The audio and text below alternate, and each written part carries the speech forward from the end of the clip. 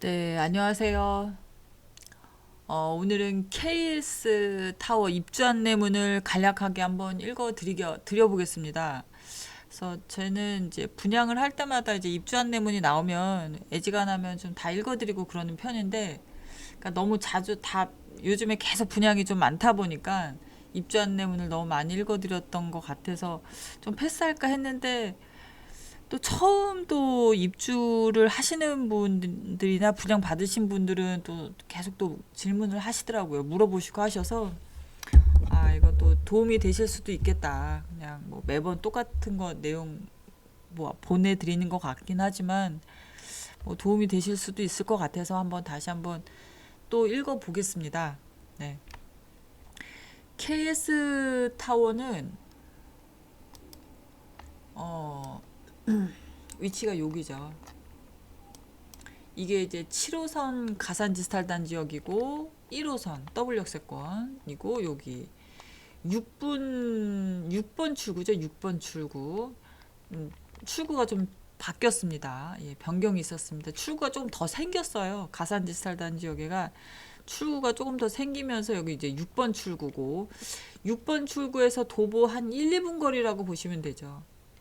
예, 바로 옆 건물이니까. 네.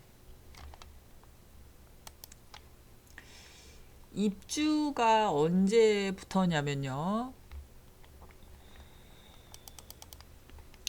9월 8일부터입니다. 9월 8일.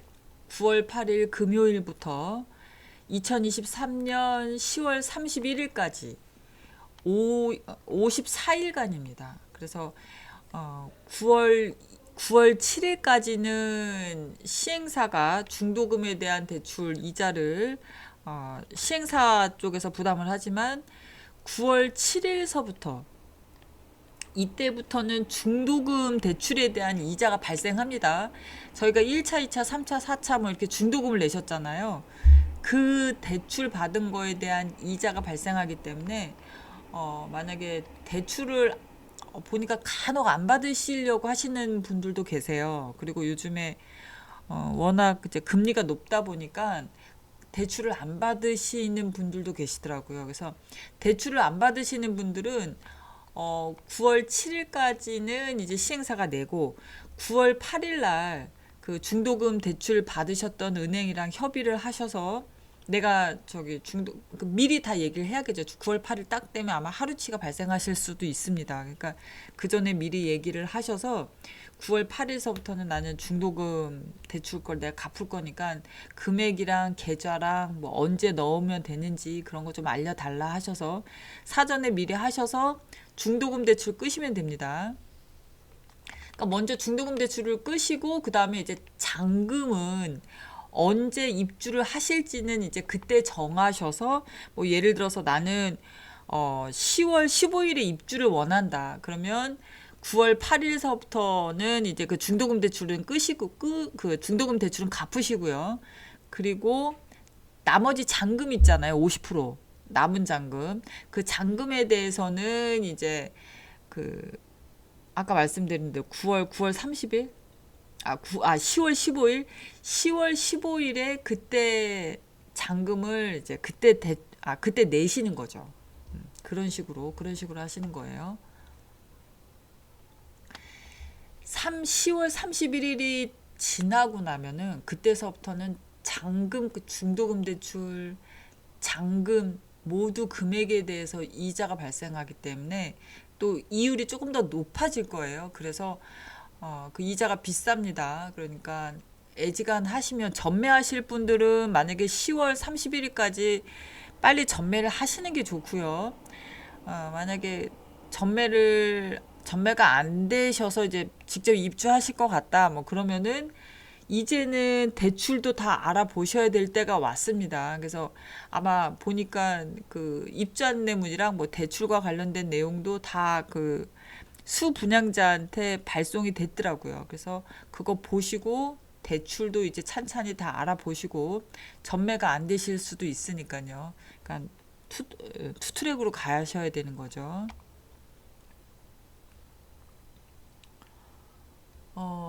방법은 이렇게 이제 입주 절차가 나옵니다. 그래서 입주를 언제 하실지는 그것도 미리 얘기를 해주셔야 돼요. 8월 21일서부터 이제 그 입주 예약 신청을 받습니다.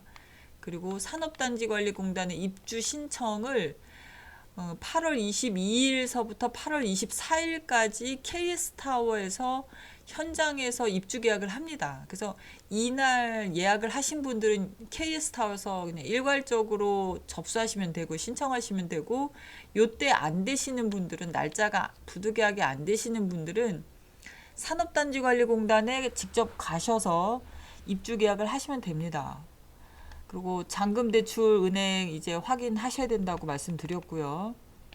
사용 승인이 나면, 사용 승인 예정일은 8월 31일이지만 안 되실 수도 있습니다. 그래서 요때가 이제 준공 예정일로부터 하고 나서 그 다음에 이제 사용 승인까지 확실하게 되는 때가 9월 8일부터라고 생각을 하기 때문에 지금 9월 8일서부터 입주 기간을 잡은 겁니다.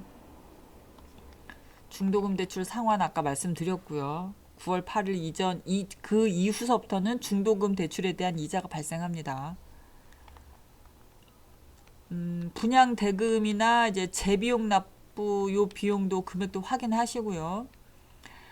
관리비 예치금은 이거는 관리비 예치금은 뒤에도 나오지만은 이제 그 관리비를 미리 일정 부분을 예치를 해 놓는 겁니다. 그래서 이거는 매매하시는 분들, 분양 받으시는 분들 다 이런 관리비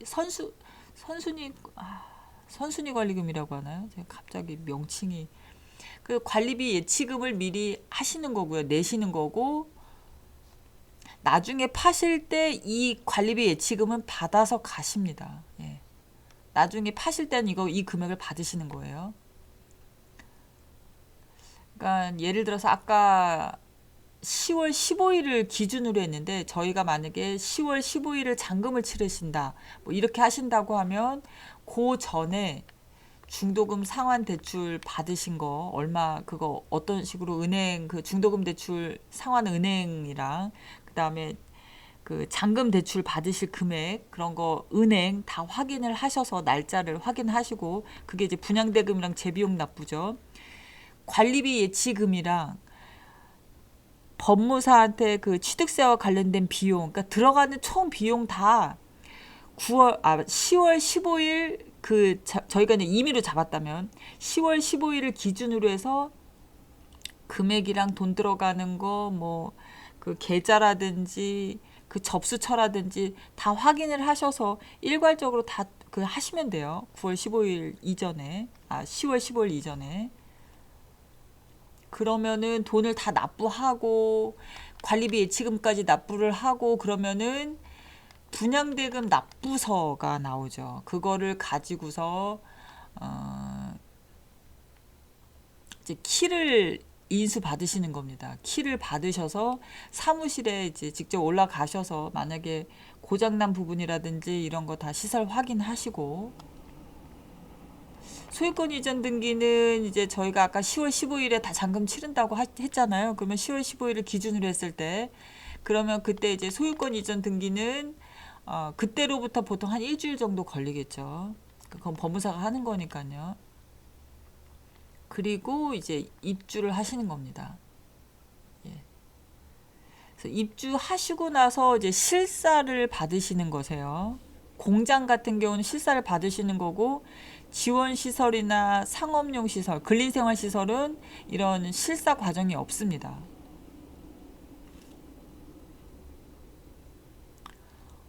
예약 신청을 이렇게 하고 있는 이유는 한꺼번에 다 입주를 하시잖아요. 그렇기 때문에 승강기 사용이라든지 이런 부분에 있어서 몰릴 수 있습니다. 그래서 이제 승강기 배정도 하고, 그리고 인테리어도 뭐 마찬가지고 해서 미리 나는 언제 입주 예정을 할 거다라고 이제 관리사무소와 여기다 신청을 하시면 됩니다. 분양대금 납부, 뭐 중도금 대출, 그거 다 아까 말씀드렸죠.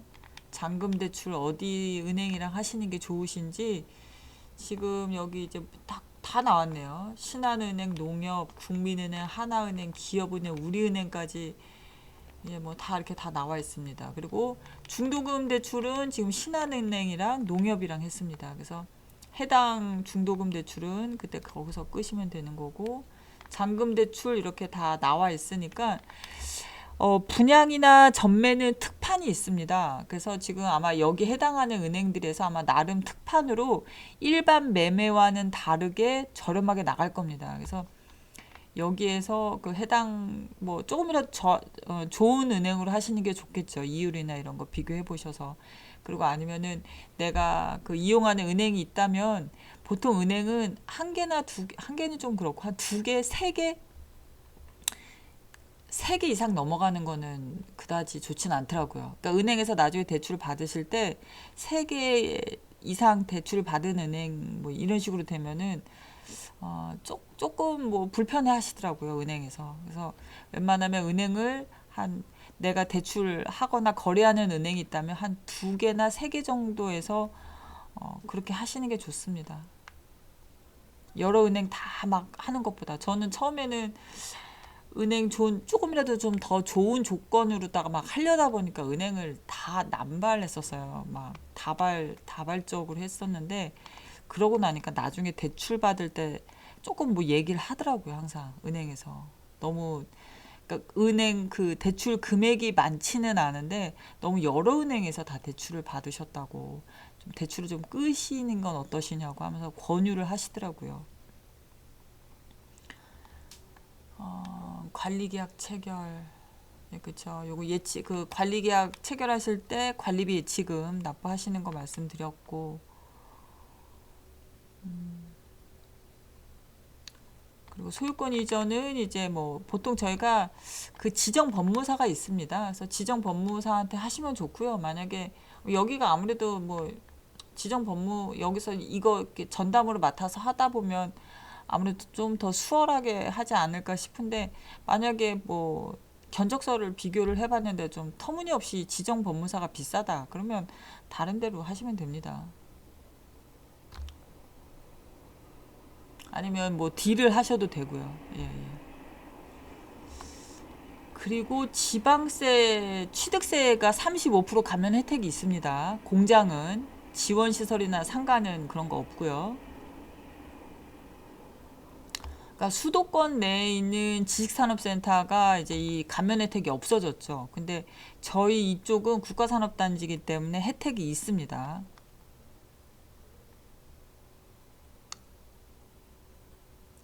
뭐 열쇠 인수 받으셔서 키 불출 받으시고 한번 확인을 해보시면 될 것 같고, 뭐 나머지 사항은 입주와 관련된 이런 전화번호라든지 이런 게 다 내용이 있으니까요. 여기다가 문의를 하시면 될 것 같습니다. 또 뭐 하시다가 잘 모르시겠는 거 있으시면은 뭐 전화 주시면은 상담해 드리겠습니다. 네, 오늘은 여기까지 하겠습니다. 오늘도 제가 늘 외치는 확언 한번 해보겠습니다. 나는 자유롭게 사고하고 도전을 즐기며 남을 도울 능력과 시간이 있고 여전히 궁극적인 가치와 진리를 탐구하는 행복한 사람이다. 감사합니다.